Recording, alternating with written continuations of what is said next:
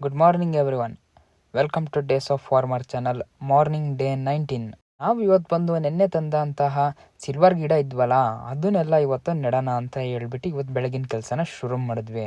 ಈ ಸಿಲ್ವರ್ ಗಿಡನ ಯಾವ ಥರ ನೆಡೋದು ಅಂತ ನೋಡಿ. ನಮ್ಮಮ್ಮ ಒಂದೊಂದೇ ಬುಟ್ಟಿಗಳಿಗೆಲ್ಲ ನೆಡ್ತಾ ಇದ್ದಾರೆ. ನಮ್ಮಮ್ಮಂಗೆ ಇದನ್ನು ನೆಡೋಕ್ಕೆ ಹೇಳ್ಬಿಟ್ಟು ನಾವು ಒಳ ಹೊಡೆದಿದ್ವಲ್ಲ ಅಲ್ಲಿಗೆಲ್ಲ ಗೊಬ್ಬರ ಹಾಕೋಣ ಅಂತ ಹೇಳ್ಬಿಟ್ಟು ಗೊಬ್ಬರ ತರೋಕ್ಕೆ ಟೌನಿಗೆ ಹೊರಟ್ವಿ. ನಾವು ಟೌನಿಗೆ ಬರ್ತಿದ್ದಂಗೆ ಔಷಧಿ ಅಂಗಡಿಗೆ ಬಂದ್ವಿ. ಯಾಕಂದರೆ ಇವ್ರ ಹತ್ರ ಮಾತ್ರ ಗೊಬ್ಬರ ಸಿಕ್ಕೋದಲ್ವಾ, ಅದಕ್ಕೆ ಇಲ್ಲಿ ಬಂದ್ಬಿಟ್ಟು ನಮಗೆ ಬೇಕಾದಂಥ ಗೊಬ್ಬರನೆಲ್ಲ ಹೇಳ್ಬಿಟ್ಟು ಬಿಲ್ ಹಾಕ್ಸಿದ ನಂತರ ಅವ್ರು ನಮ್ಮ ಗಾಡಿಗೆಲ್ಲ ಲೋಡ್ ಮಾಡಿಸ್ಕೊಟ್ರು. ಬನ್ನಿ ನಾವು ಇವತ್ತು ಯಾವ್ಯಾವ ಗೊಬ್ಬರ ತೊಗೊಂಡಿದ್ದೀವಿ, ಯಾವ್ಯಾವ ಗೊಬ್ಬರ ತೋಟಕ್ಕೆ ಹಾಕ್ತೀವಿ ಎಲ್ಲನೂ ಈ ಕಂಪ್ಲೀಟ್ ವಿಡಿಯೋದಲ್ಲಿ ತೋರಿಸ್ಕೊಡ್ತೀನಿ. ಹಾಗಾಗಿ ಪ್ರತಿಯೊಬ್ಬರು ಕೂಡ ಈ ವಿಡಿಯೋನ ಸ್ಕಿಪ್ ಮಾಡ್ದಂಗೆ ಕೊನೆ ತನಕ ನೋಡಿ, ಇಲ್ಲ ಅಂದರೆ ಮೇನ್ ಇನ್ಫಾರ್ಮೇಷನ್ ಮಿಸ್ ಮಾಡ್ಕೋತೀರಾ. ನಾವು ಬಂದು ಇವಾಗ ತೋರಿಸ್ತಿರೋದು NPK 16-16-16 ಅಂತ, ಮತ್ತು ಅದ್ರ ಜೊತೆಗೆ ವಿಜಯ್ ಗ್ರೋಮಿನ್ ಅವ್ರದ್ದು ಆರ್ಗ್ಯಾನಿಕ್ ಕಾಂಪೋಸ್ಟು ಮತ್ತು ಬೇವಿನ ಹಿಂಡಿ, ಇವು 3 ಗೊಬ್ಬರನ ಮಿಕ್ಸ್ ಮಾಡಿಬಿಟ್ಟು ನಾವು ಇದನ್ನು ಮೆಣಸಿನ ಬೀಳಿಗೆ ಮತ್ತು ರೋಬಸ್ಟಕ್ಕೆ ಮತ್ತು ಸಣ್ಣ ಗಿಡಗಳಿಗೆಲ್ಲ ಯೂಸ್ ಮಾಡ್ತೀವಿ. ಇದರಿಂದ ಏನು ರಿಸಲ್ಟು ಎಲ್ಲ ಈ ವಿಡಿಯೋದಲ್ಲಿ ತೋರಿಸ್ತೀನಿ. ಬನ್ನಿ ಇದನ್ನು ಯಾವ ಥರ ಹಾಕೋದು, ಹೇಗೆ ಮಿಕ್ಸ್ ಮಾಡಬೇಕು ಅನ್ನೋದನ್ನೆಲ್ಲ ತೋರಿಸ್ಕೊಡ್ತೀನಿ. ಇವು 3 ಗೊಬ್ಬರನೂ ಕೂಡ ನಾವು ಒಂದೊಂದೇ ಚೀಲನೆಲ್ಲ ಸುರ್ಕೊಂಡಾದ ನಂತರ ಇವು 3 ಕೂಡ ಮಿಕ್ಸ್ ಮಾಡ್ತೀವಿ. ಮಿಕ್ಸ್ ಆದ ನಂತರ ಇದನ್ನು ಏನು ಮಾಡ್ತೀವಿ ಅಂದರೆ ಚೀಲಗಳಿಗೆಲ್ಲ ತುಂಬಿಡಬೇಕು. ಇದನ್ನು ನಾವು ಒಂದು ರೂಮಲ್ಲಿ ಸುರ್ಕೊಂಡಿದ್ದೀವಿ. ಯಾಕಂದರೆ ಮಳೆ ಇರೋ ಕಾರಣ ಮಳೆ ಬಂದುಬಿಟ್ರೆ ನೆಂದುಬಿಡ್ತೀವಿ ಗೊಬ್ಬರ, ಆಮೇಲೆ ಹಾಳಾಗುತ್ತೆ, ನಮಗೆ ಯೂಸ್ ಬರೋಲ್ಲ. ಹಾಗಾಗಿ ಇದನ್ನು ರೂಮ್ ಒಳಗೆ ಸುರ್ಕೊಂಡು ಕಲಿಸ್ತಾ ಇದ್ವಿ. ಇವತ್ತು ನಾವು ಇದನ್ನೆಲ್ಲ ಮಿಕ್ಸ್ ಮಾಡಿ ಚೆನ್ನಾಗಿ ಕಲಸಾದ ನಂತರ ನಾವು ಇದನ್ನು ಎಲ್ಲ ಚೀಲಕ್ಕೂ ಅರ್ಧ ತುಂಬಿಟ್ವಿ. ಯಾಕಂದರೆ ಹೊತ್ಕೊಂಡು ಹೋಗೋಕ್ಕೆಲ್ಲ ಈಸಿ ಆಗಬೇಕಲ್ಲ ಹಾಕೋಕ್ಕೆಲ್ಲ. ಹಾಗಾಗಿ ಇವತ್ತು ನಾವು ಇಷ್ಟೊಂದು ಮಾಡೋ ಹೊತ್ತಿಗೆ ಮಧ್ಯಾಹ್ನ ಆಗೋಗ್ಬಿಟ್ಟಿತ್ತು. ಮತ್ತು ಮಧ್ಯಾಹ್ನ ಮೇಲೆ ಹಾಕೋಕ್ಕಾಗಲ್ಲ, ಯಾಕಂದರೆ ಲೇಬರ್ಸ್ಗಳೆಲ್ಲ ಇಲ್ಲ. ಹಾಗಾಗಿ ಇದನ್ನು ನಾಳೆ ಹಾಕ್ತೀವಿ. ಈ ವಿಡಿಯೋನ ಕಂಟಿನ್ಯೂ ಆಗಿ ನೋಡಿ, ಅದರಲ್ಲಿ ನಾವು ಹೇಗೆ ಹಾಕ್ತೀವಿ ಅನ್ನೋದನ್ನೆಲ್ಲ ತೋರಿಸಿದ್ದೀನಿ. Good morning everyone. ಡೇ 20. ನಾವು ಇವತ್ತು ಬಂದು ನೆನ್ನೆ ಕಲಿಸಿದಂಥ ಗೊಬ್ಬರನೆಲ್ಲ ತೋಟಕ್ಕೆ ಹೊತ್ಕೊಂಡು ಹೋಗ್ತಾ ಇದ್ದೀವಿ.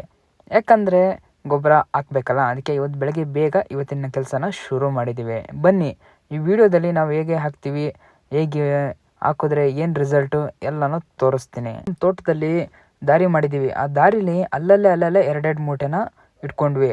ಯಾಕಂದರೆ ಸಾಲು ಹೋಗಿ ಬರಬೇಕಲ್ಲ, ತಗೊಂಡೋಗಿ ಕೊಡೋಕ್ಕೆಲ್ಲ ಈಸಿ ಆಗುತ್ತೆ ಅಂತ. ಇದನ್ನು ನಾವು ಇಟ್ಕೊಂಡಾದ್ಮೇಲೆ ಮಂಕರಿಗೆಲ್ಲ ಸುರ್ಕೊಂಡಾದ್ಮೇಲೆ ಬನ್ನಿ ತೋರಿಸ್ತೀನಿ ಯಾವ ಥರ ಹಾಕ್ತಾಯಿದ್ದೀವಿ ಅಂತ. ನೋಡಿ ಇಲ್ಲಿ ಹಾಕ್ತಿದ್ದಾರಲ್ಲ, ಈಗ ನಮ್ಮದು ದೊಡ್ಡ ರೋಬಸ್ಟ ಆಗಿರೋದ್ರಿಂದ ಎಲ್ಲ 4 ಇಡಿನ ಹಾಕ್ತಾಯಿದ್ದೀವಿ. ಮತ್ತು ದೊಡ್ಡ ಅಡಿಕೆ ಗಿಡ ಆಗಿರೋದ್ರಿಂದ ಅಡಿಕೆ ಗಿಡಕ್ಕೆ ಕೂಡ ಒಂದು 3 ಇಡಿನ ಹಾಕ್ತಾಯಿದ್ದೀವಿ. ತೀರಾ ಜಾಸ್ತಿನೂ ಹಾಕ್ಬಾರ್ದು, ತೀರಾ ಕಮ್ಮಿನೂ ಹಾಕ್ಬಾರ್ದು. ನೀವು ನೋಡ್ಬೋದು, ನೋಡಿ ಯಾವ ಥರ ಹಾಕಿದ್ದೀವಿ ಅಂತ ತೋರಿಸ್ತೀನಿ. ಗಿಡದ ಬಡ್ಡೆಲೆಲ್ಲ ಈ ಥರ ಸುತ್ತಕ್ಕೂ ಚಲ್ದಂಗೆ ಹಾಕಿದ್ದೀವಿ. ಮತ್ತು ಅಡಿಕೆ ಗಿಡದ ಮರದ ಬಡ್ಡೆನೂ ಅಷ್ಟೇ ಈ ಥರ ಸುತ್ತಕ್ಕೂ ಚಲ್ದಂಗೆ ಹಾಕಿದ್ದೀವಿ.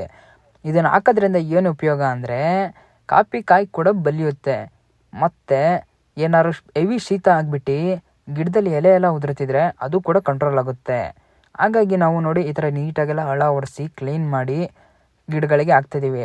ಈ ಥರ ಕ್ಲೀನ್ ಮಾಡಿಸಿ ಎಲ್ಲ ಹಾಕಲಿಲ್ಲ ಅಂದರೆ ಪ್ರಯೋಜನ ಇಲ್ಲ. ಯಾಕಂದರೆ ಗಿಡಕ್ಕೆ ಹಾಕೋದು ಗೊಬ್ಬರ ಎಲ್ಲ ಹಳಗಳೇ ತಗೊಂಡು ಪವರ್ನ ಯೂಸ್ ಮಾಡ್ಕೊಬಿಡುತ್ತೆ. ದೊಡ್ಡ ಗಿಡ ಮತ್ತು ದೊಡ್ಡ ರೋಬಸ್ಟ ಇರೋದು ಏನು ಜಾಸ್ತಿ ಏನಿರಲಿಲ್ಲ, ಬರೀ ಒಂದು ಅರ್ಧ ಎಕರೆ ಇತ್ತು. ಹಾಗಾಗಿ ಇಲ್ಲಿ ನಾವು ಬೇಗ ಹಾಕಿ ಮುಗಿಸಿದ್ವಿ. ಅದಾದ ನಂತರ ನಾವು ಮತ್ತು ಇನ್ನೂ ಒಂದು ಅರ್ಧ ಎಕರೆಯಲ್ಲಿ ಸಣ್ಣ ಗಿಡ ಇದೆ ಮತ್ತು ಸಣ್ಣ ಅಡಿಕೆ ಗಿಡ ಎಲ್ಲ ಇದೆ. ಈಗ ಅಲ್ಲಿಗೆ ಹಾಕೋಣ ಅಂತ ಬಂದ್ವಿ. ಬನ್ನಿ ಇಲ್ಲಿ ಹೇಗೆ ಹಾಕ್ತೀವಿ, ಇಲ್ಲಿ ಎಷ್ಟೆಷ್ಟು ಹಾಕಬೇಕು ಅನ್ನೋದನ್ನೆಲ್ಲ ತೋರಿಸ್ತೀನಿ. ಈ ಸಣ್ಣ ಅಡಿಕೆ ಗಿಡ ಮತ್ತು ಈ ಸಣ್ಣ ರೋಬಸ್ಟಕ್ಕೆಲ್ಲ 2 ಇಡಿನ ಹಾಕ್ತಾ ಇದ್ದಾರೆ.